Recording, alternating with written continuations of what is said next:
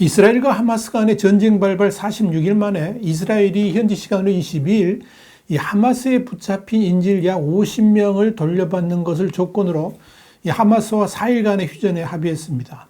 이스라엘은 교전 중지 기간이 끝나면 전쟁을 이어간다는 방침이지만 이스라엘과 하마스 간의 이번 협상 타결로 전쟁이 중대 분수령을 맞게 됐습니다. 중요한 것은 이번 인질 석방과 휴전이 합의되기까지 이스라엘과 하마스 사이를 중재한 미국과 카타르의 긴박한 물밑 외교적 노력이 있었다는 점입니다. 흥미진진한 인질 석방 막전 마크를 와이타임스가 추적해 봤습니다. 지금 시작합니다.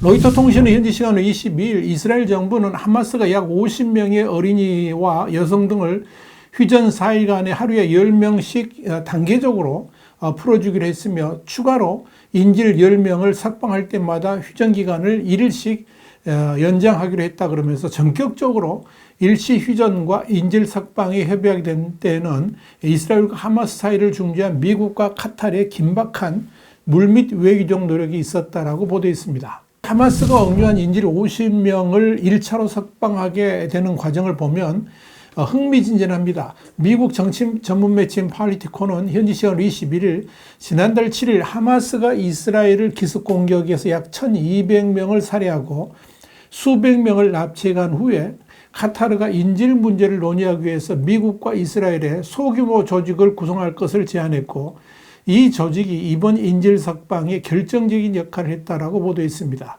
폴리티코에 따르면 카타르는 백악관에 하마스가 납치한 인질에 대한 정보를 제공하면서 이 조직 구성을 제안했습니다. 그렇자 제이크 설리번 백악관 국가안보 보좌관은 브랜 매커 백악관 국가안보회의 중동 북아프리카 조정관 그리고 조시겔처 백악관 부보좌관에게 이 조직을 만들라라고 지시했습니다. 비밀리에 가동된 이 조직은 하마스와 효과적이고 직접적으로 협상하는 과정을 담당했고 조 바이든 미국 대통령도 이 과정에 직접 참여했습니다.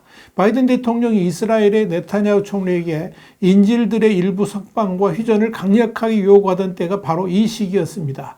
이후에 지난달 13일 바이든 대통령은 줌 통화를 통해서 이스라엘에서 실종된 미국인들의 가족과 통화를 했고 그로부터 5일 뒤인 18일에는 이스라엘을 방문해서 네타냐후 총리를 만나서 인질 석방 문제를 논의하게 됩니다. 바이든 대통령이 네타냐후를 만나기 직전인 16일에는 백악관 중동 담당 최고 책임자인 브렛 매커크 백악관 국가안보회의 중동 북아프리카 소정관이 네타냐후 총리를 만나서 이 문제를 논의했고 네타냐후도 이젠 거리가 필요하다 하는 점을 명확히 했습니다. 그리고 나서 바이든 대통령을 만났던 겁니다.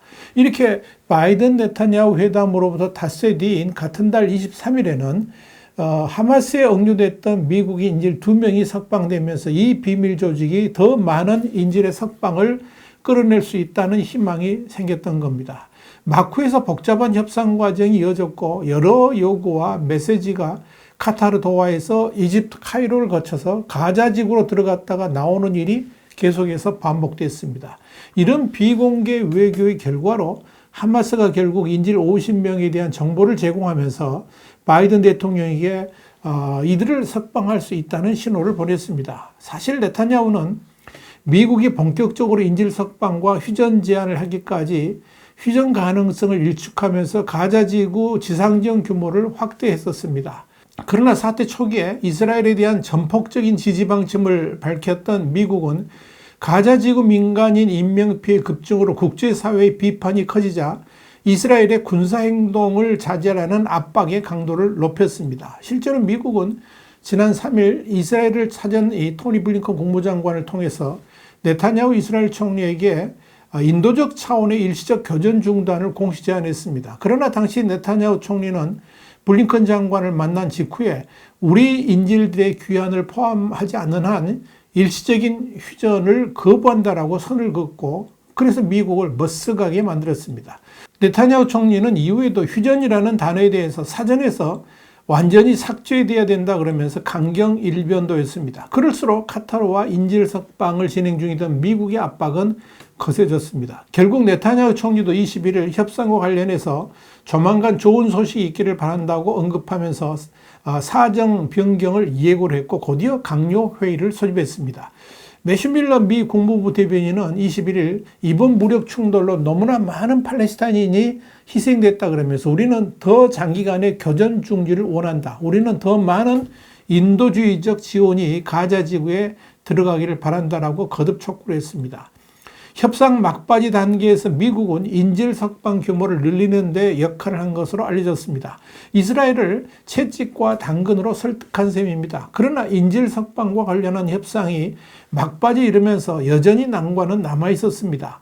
이스라엘군이 가자 지구 내 통신선을 전부 끊어버리는 바람에 하마스의 정보를 전달하고 받을 수가 없었습니다. 더욱이 하마스는 이스라엘군이 가자 지구의 알시파 병원을 급습하지 협상을 중단하겠다고 으름장을 놓기도 했습니다. 그러나 비밀 조직을 통해서 이스라엘군이 병원 운영을 유지하도록 할 것이라는 이야기가 하마스로 전달되면서 다시 협상이 제기될 수가 있었습니다. 그리고 지난 18일 메커크 조정관이 협상안의 내용을 검토하기 위해서 세이크 모함마드 빈 압둘라흐만 알사니 카타르 총리를 도하에서 만났습니다. 당시 카타르 측은 하마스로부터 의견을 전달받은 상태였습니다. 이날 메커크 조정관은 카이로에서 이집트 정보기관 수장인 아바스 카멜 국가정보국 국장을 만났고 이 자리에서 하마스로부터 협상안을 받아들이겠다는 메시지를 받았습니다. 이후 48시간 동안의 미세한 조정이 있었지만 결국 21일 이스라엘과 하마스는 인질 석방과 휴전 합의에 이르게 된 겁니다. 미국 행정부의 한 관계자는 이번 협상 과정을 두고 정말 고통스러웠다라고 표현했습니다. 이스라엘이 1차적 휴전 협상안을 받아들인 것과 관련해서 폴리티코는 하마스로부터 국민을 보호하지 못하고 인질을 집으로 데려오지 못하는 것에 대해서 국내 여론의 비난을 받고 있던 네타냐후 총리에게 이 협상이 정치적으로 필요했을 것이다. 이렇게 분석했습니다. 이번에 합의된 조건에 따라서 여성과 어린이 등 50명의 인질 석방은 나흘의 일시 휴전 기간 동안에 단기적으로 이루어질 것으로 전망됩니다. 타임스 오브 이스라엘에 따르면 베냐민 네타냐후 이스라엘 총리실은 하마스가 인질을 석방하면 이스라엘로 안전히 옮겨오기까지 5단계를 거치는 절차를 마련했다라고 설명했습니다. 첫 단계로 하마스가 국제 적십자사에 인질들을 넘겨주면 두 번째 단계로 적십자사가 이스라엘군에 이들을 인계하게 됩니다. 이 과정에서 인질 협상을 담당하는 무함마드 알 쿨라이피 카타르 외무 담당 정무장관도 적십자사가 가자 지구 내에서 인질 석방을 위한 작업을 직접 개입하게 될 것으로 보입니다. 다음 세 번째 단계로 인질들은 1차 건강진단을 거쳐서 가족과 만나기 위해서 이스라엘 전역에 5개 의료시설로 옮겨집니다. 그리고 나서 인질 가운데 일부가 억류와 관련해서 당국의 정보 제공 등의 보고가 가능한지에 대해서 보건당국과 국방당국이 함께 판단하게 됩니다. 그리고 마지막 5번째 단계로 인질들은 안보당국과 면담, 보고 자리를 갖고 나서 집으로 돌아가게 됩니다. 이 같은 인질 석방 등 이 휴전 합의 이행은 조만간 시작될 것으로 보입니다.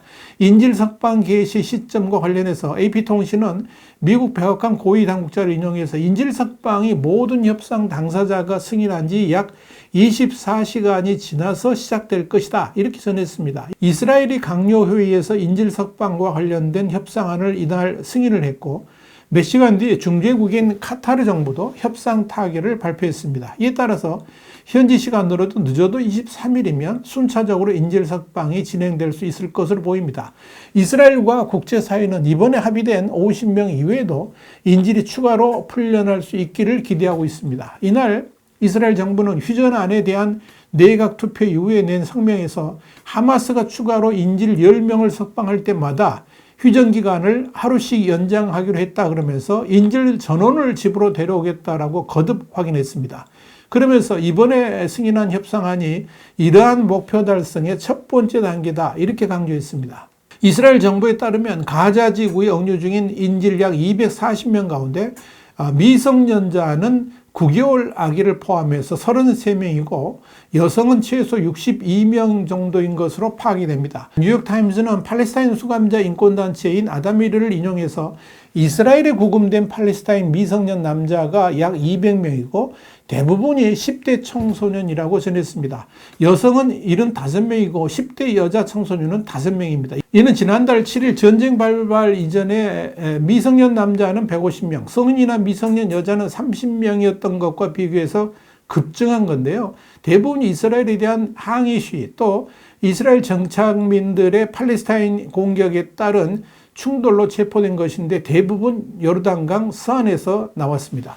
이번 합의로 이스라엘은 가자 지구의 연료와 상당량의 인도주의적 지원을 허용하기로 했습니다. 또한 하마스는 휴전 조건 이행의 하나로 이스라엘이 휴전 기간에 가자 지구 남부에 대한 드론 비행을 중단하고 북부에서는 오전 10시부터 오후 4시 하루 6시간 동안만 실시할 것이라고 밝혔습니다. 이런 일시적 휴전과 인질 일부 석방에도 불구하고 이번 교전 중지가 장기간 휴전으로 굳어질 가능성은 크지 않습니다.